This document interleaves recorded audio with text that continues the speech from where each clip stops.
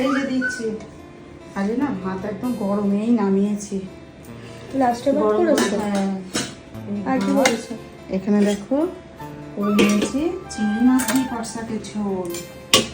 আর কি বলেছো? দাঁড়াও দেখাচ্ছি, বাবাকে এটা দিয়ে নি। এই দেখো এখানে করে নিয়েছি পটল ভাজা,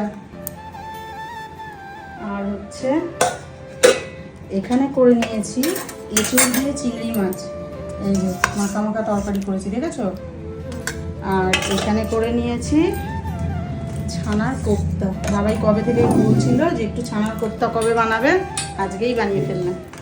কেমন হয়েছে তরকারিগুলো? তোমরা আমার রান্না যদি তোমাদের ভালো লাগে একটা লাইক কমেন্ট শেয়ার করে দেবে। তোকে তো ডাকেনি, তুই গেছিস ওখানে শশা